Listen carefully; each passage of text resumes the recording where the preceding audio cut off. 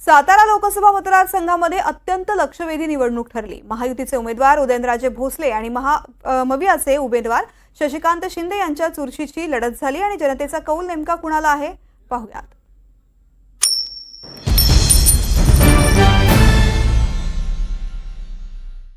लागली पैज। पैज कशाची असते? लाखांची असते। पैज कशाची असते? बुलेटची असते। पैज कशाची असते? जेवणाची असते। अशा अनेक पैजा साताऱ्यात आहेत। आपल्या या NDTVच्या विशेष कार्यक्रमामध्ये मी सर्वांचं स्वागत करतो। सातारा लोकसभा मतदारसंघामध्ये उदयनराजेंविरुद्ध शशिकांत शिंदे अशा पैजा रंगलेल्या आहेत। तर आपण साताऱ्यातले पत्रकार आहेत, काही नागरिक पण आहेत। प्रत्येकांकडून जाणून घ्या की पैज कशाची आहे आणि त्यांना काय वाटतं। प्रथमतः मी आपलं स्वागत करतो। आपल्याला काय वाटतं, पैज कशाची लागली आणि कोण निवडून येईल साताऱ्यामध्ये?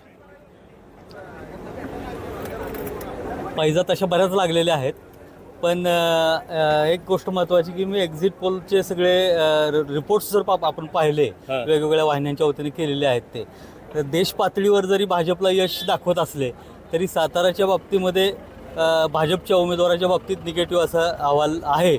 प्रत्यक्ष निकालात काय येतंय ते तुमचं स्पष्ट मत काय आहे ते स्पष्ट सांगा। शशिकांत शिंदे निवडून येणार असं वाटतं आपल्याला?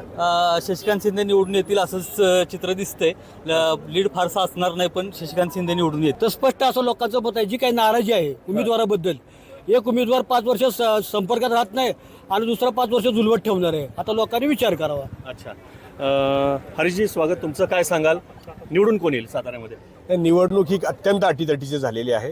तुम्ही महाराष्ट्रातल्या इतर निवडणुका आणि सातारच्या निवडणुकांकडे बघितला तर खूप फरक आहे। महाराष्ट्रामध्ये तुम्ही निवडणुकांचे इतर ठिकाणचे निकाल सांगताय, अंदाज बांधतायत, तुम्ही काही अंदाज परफेक्ट निघतील, परंतु साताऱ्याची निवडणूक ही अत्यंत अटीतटीची झालेली आहे। उदयनराजे भोसले आणि शशिकांत शिंदे हे दोघेही अत्यंत स्ट्रॉंग लीडर आहेत, दोघेही जनमानसामध्ये प्रतिमा असलेले लीडर आहेत। त्यामुळे ही सातारची लढाई ही टफ फाईट झालेली आहे, काठावरची लढाई असल्यामुळं हा निकाल उद्याच तुम्हाला पाहायला मिळेल। उदयनराजेंचे प्रतिनिधी आपल्या समवेत आहेत। तुम्हाला काय वाटतं? तुम्हाला वाटणारच आहे की उदयनराजे निवडून येतील, पण उदयनराजे का निवडून येतील, लोक का निवडून देतील असं तुम्ही सांगू शकता? गेल्या पाठीमागच्या 4 निवडणुकींचा जर इतिहास बघितला तर ज्याला ग्रासरूट आहे, ज्याच्याकडे स्वतःची व्होट बँक आहे, त्या उमेदवाराला स्वतःची व्होट बँक असल्यामुळं आणि पक्षाची व्होट बँक असल्यामुळं त्याचा विजय हा निश्चित मानला जातो।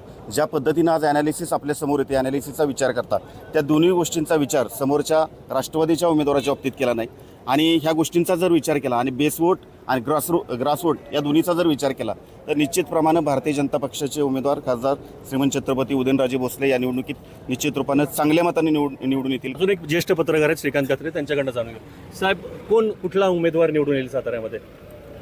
देश पातळीवर मोदी आणि राहुल गांधी यांच्यातला जसा संघर्ष आहे तसा संघर्ष सातारा मतदारसंघात आहे आणि उदयनराजे लोकसभेच्या दृष्टीने खूप अनुभवी उमेदवार आहेत आणि शशिकांत शिंदे राज्यात त्यांनी खूप चांगल्या पद्धतीनं काम केलं आहे। त्यामुळे दोघांची प्रतिमा वेगळी आहे आणि दोघांमध्ये इतकी फाईट जोरात आहे की जो कोणी निवडून येईल तो अगदी थोड्या मताधिक्याने निवडून येईल। कोण येईल आत्ता तुर्तास तुम्ही सांगत नाहीये? आत्ता सांगण्यासारखी परिस्थिती नाही, कारण ते घासूनच चाललेले आहे। बरं, काय सांगाल? आपण नागरिक आहात। इतरांना सांगण्यासाठी अडचण वाटते, परंतु तुम्ही सुरुवात केली होती पैजेवरनं। माझ्या पैजा लागलेल्या आहेत सातारा आणि माढा दोन्ही लोकसभांसाठी।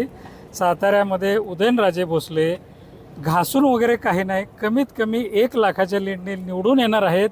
जर तसं घडलं नाही तर मला 150 लोकांना जेवण घालायला लागणार आहे, त्यामुळे उदयनराजेच निवडून येणार आहेत। लागली पैजमध्ये फार महत्त्वाची गोष्ट आहे की ह्यांनी पैज लावली आणि या कार्यक्रमात त्यांनी सांगितलं की मला 150 लोकांना जेवण द्यावं लागेल म्हणून, बरोबर आहे? तर अजून एक पत्रकार आहेत, काय सांगाल आपण, कोण निवडून येईल साताऱ्यामध्ये? सध्याची निवडणूक ही उदयनराजे भोसले आणि शशिकांत शिंदे या दोनच वलयांकित राहिलेली निवडणूक आहे। तर या निवडणुकीमध्ये मगाशी सांगितल्याप्रमाणे एका नेत्याचा संपर्क कायम राहिलेला आहे जनमानसामध्ये। तर एका नेत्यांचा संपर्क आहे तो अवतीभोवतीच्या कानमंत्र दिलेल्याप्रमाणे राहिलेला आहे। तर याच्यामध्ये निवडून येणारा विनर आहे तो काटेकी टक्करमध्ये, अगदी फारशा लीडमध्ये नाही पण थोड्याफार मतांनी निवडून येणार आहे। म्हणजे तुम्ही पत्रकार म्हणून सांगत नाही कोण निवडून येईल? पत्रकार म्हणून सांगायचं झालं तर उदयनराजे आणि शशिकांत शिंदेची तुलना करता शशिकांत शिंदेच्या बाजूने अगदी 99% कल आहे, त्यानुसार शशिकांत शिंदेची विजयाची चिन्ह। विशालजी, कोण निवडून येणार एका वाक्यात? खासदार उदयनराजे यांनी गेल्या 4 वर्षापासून प्रयत्न केले होते जनमानसात जाण्यासाठी त्यांनी जे का हे केलं होतं, प्रयत्न केला होता, त्यामुळं त्यांना निवडून यायची शक्यता वाटते मला. काय कारण आहे? कारण त्यांनी जे प्रयत्न चालवले होते त्या अनुषंगानं ते निवडून येण्याची शक्यता मला वाटते. तर एकंदरीत लागली पैज या कार्यक्रमामध्ये आपला आज विशेष कार्यक्रम आपण संपन्न केलेला आहे. उद्या या निवडणुकीचा निकाल होणार आहे आणि निवडणुकीच्या निकालानंतरच कोणाची पैज, कोण जिंकते हे आपल्याला समजेल. सुजित आंबेकर, NDTV मराठी, सातारा.